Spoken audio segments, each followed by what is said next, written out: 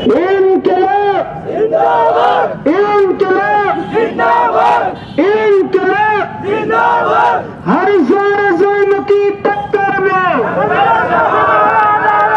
हर जोर जुल्म की टक्कर में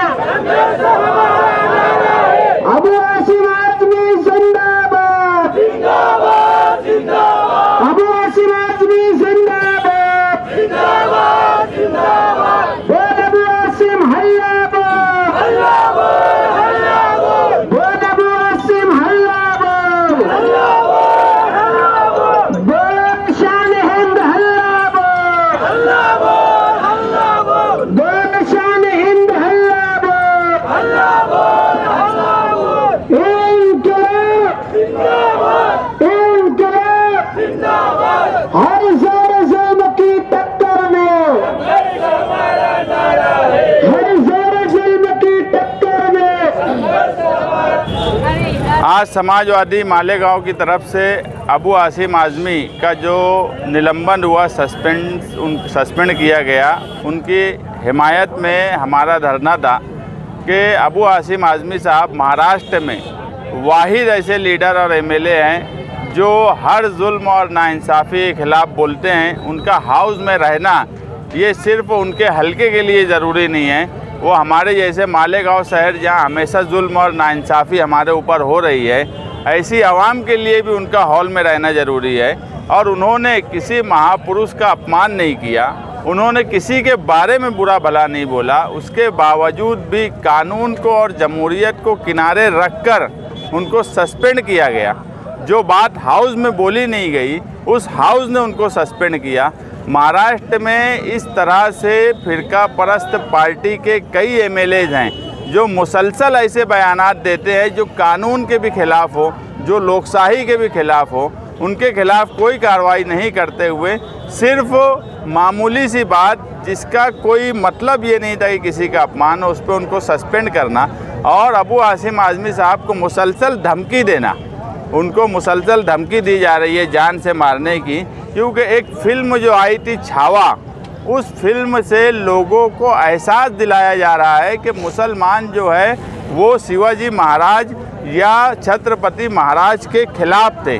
जबकि सच बात यह है कि वो फिल्म भी जिसने जो डायरेक्टर ने बनाया है, शिवाजी महाराज की बीवी यशोबाई, उनके ही दो भाई उस वक्त औरंगज़ेब के साथ गद्दारी करके इनकी मुखबरी की है, ऐसा फिल्म में बताया गया।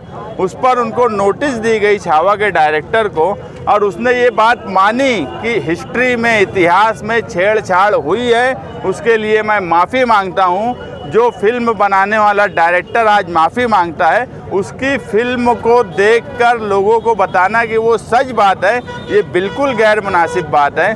तारीख़ और इतिहास कोई फिल्म से ना बनता है ना बिगड़ता है। तारीख़ और इतिहास इतिहासकारों ने लिखा हुआ है, उसको पढ़ना चाहिए, उस पर बात होना चाहिए, ना कि एक फ़िल्म को बहाना बनाकर। ऐसी बहुत सी फिल्में जानबूझकर आज जो सरकार में बैठी हुई पार्टियां हैं वो ऐसी फिल्में बनवाती हैं, बाद में माफ़ी भी मंगवा लेती है, मगर आवाम जो है, आवाम को एक एहसास दिला दिया जाता है कि उनके खिलाफ़ कौन लोग हैं। मुग़ल बादशाह ने ये किया। आज मुल्क के और महाराष्ट्र के जो हालात हैं उसमें मुग़ल बादशाह ने क्या किए क्या नहीं किए, इस पे बहस होने के बजाय आज क्या करना है, आज क्या होना चाहिए, उस पर बात होनी चाहिए। यही सब बातों को लेकर आज हमारा धरना था। आज का धरना अबू आसिम के जो निलंबन हुआ है उसके लिए है या फिर उन्होंने जो बयान दिया उसके समर्थन में? ऐसा है कि अबू आसिम आज़मी साहब का जो सस्पेंशन हुआ है वो न सिर्फ गोवंडी के लोगों के लिए बल्कि महाराष्ट्र की तमाम अक़लियत, पिछड़े और जो बौद्ध समाज के लोग हैं उनकी सरबराही करने वाला एक बड़ा नुमाइंदा जो बेबाकी से असम्बली में बोलता है, उसकी गैर मौजूदगी, उसकी वजह से जो बहुत सारे इश्यूज़ है जो अक़लियत और ऐसे लोगों को जो पीड़ित हैं उनको ज़बानी करते हैं असम्बली में, उनकी गैर मौजूदगी से बड़ा नुकसान है। इसलिए और दूसरा जो अबू आसिम आज़मी साहब का जो बयान था, वो बयान उन्होंने अपनी ज़ाती राय नहीं दी थी, उन्होंने बयान वो दिया था जो तारीख़ के मौर्रिख़ कहते हैं। इसीलिए उनकी जो जवाब है उसकी तहकीक करने का काम तारीख़दां का है, पुलिस का नहीं है। तारीख़दां अगर उनकी बात को सही या गलत कहते हैं तो वो अलग बात होगी, लेकिन हम ये महसूस करते हैं कि अबू आसिम आज़मी साहब की गैर मौजूदगी जो है वो महाराष्ट्र की अक़लियत और पिछड़े लोगों के लिए बड़ी नुकसान की है। इसलिए ज़रूरी है कि जो बेबाकी से लोगों के जुल्म के ख़िलाफ़ आवाज़ रखता है और हुकूमत के ज़ालिमाना फ़ैसले के ख़िलाफ़ बोलता है, उसका मौजूद रहना बहुत ज़रूरी है, बिलख़ुसूस मालेगांव शहर के लिए कि मालेगांव शहर मुसलसल टारगेट बन रहा है, कभी SIT के नाम से, कभी ATS के नाम से। तो अगर वो नुमाइंदे वहाँ रहेंगे तो मालेगांव शहर की जो खामोश नुमाइंदगी है, जो गफलत में सोई हुई है, वो कमी पूरी करने का काम अबू आसिम आज़मी साहब करेंगे। इसलिए हम चाहते हैं कि वो ऐवान में आए और मालेगांव शहर के साथ साथ पूरे महाराष्ट्र के लोगों की तर्जुमानी करें। तो आप मुंबई जाकर उनकी हौसला अफजाई करेंगे या फिर उन्हें मालेगांव बुलाकर इस्तेमाल? हमने मालेगांव शहर में लोगों की तादाद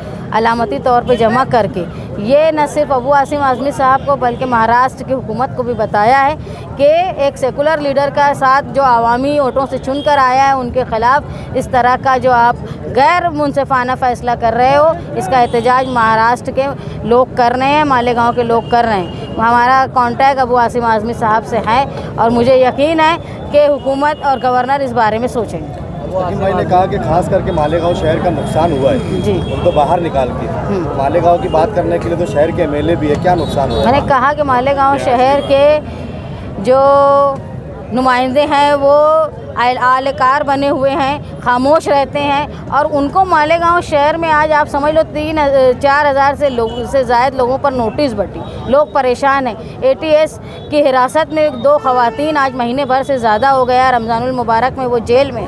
ये सब पर सवाल करने के बजाय वो जो है वो किसी देहात में किसी किसान की फसल पर कीड़े लग गए उसके ख़िलाफ़ वो सवाल पेश करते हैं, लेकिन मालेगांव शहर के जो लोग परेशान हैं, मुसलसल टारगेट बन रहे हैं SIT के नाम से, कहीं रोहिंग्याई के नाम से और मुसलसल लैंड जिहाद, लॉ जिहाद और बाकी सारी बातों पर, तो हमारा नुमाइंदा खामोश है। इसीलिए हमको ज़्यादा ज़रूरत है कि अबू आसिम आज़मी साहब ऐवान में मौजूद रहें।